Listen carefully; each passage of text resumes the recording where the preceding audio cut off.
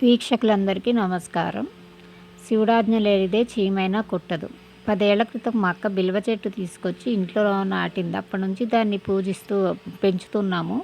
దాని ఆకులు, పువ్వులు, దాని మారేడుకాయల రసము, దీని గురించి చాలా వీడియోలు నా ఛానల్లో చేస్తూనే ఉన్నాను. ఆదివారం ఒకరోజు ఫోన్ వచ్చింది. మాకు తెలిసిన పరిచయస్తుడు ఆలయానికి వెళ్తే అక్కడ కొంతమంది బిల్వాలు కోసం వెతుకుతున్నారు. మీ చెట్టు ఆకులు కానీ శివ పూజకు అది 1,00,000 సార్లు శివుని అర్చన కోసం బిల్వాకులు ఇస్తారా అని అడిగారు. మరి శివుని కార్యమే వద్దని చెప్పలేం కదా, సరే రమ్మన్నాము. ఆ తర్వాత ఒక పంతులు గారు ఒక మనిషిని తీసుకొచ్చి చెట్లు కొమ్మలన్నీ కొట్టి చక్కగా ఆకులన్నీ తీసుకుని వెళ్ళారు ట్రాలీలో. తర్వాత నాకు ఈ వీడియో పంపించారనమాట. అసలు చూసిన తర్వాత కన్నుల పండుగ, ఎంతో ఆనందం, తృప్తి అనిపించింది.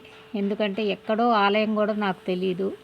అలాంటిది శివుడే తన బిల్వాలను, మా ఇంటి బిల్వాలను తీసుకెళ్ళడానికి ఈ విధంగా మమ్మల్ని కరుణించాడు అని ఆనందిస్తున్నాం అన్నమాట.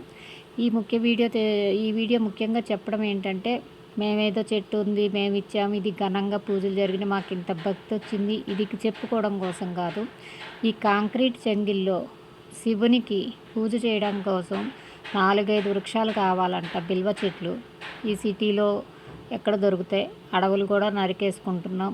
ఎక్కడో శివుడికి కనీసం పూజకి బిల్వాలు ఉండాలి. అందుకని ప్రతి ఒక్కరికి విన్నపం, ఇది పొడవుగా పెరుగుతుంది, ఎక్కువ స్థలం అక్కర్లేదు.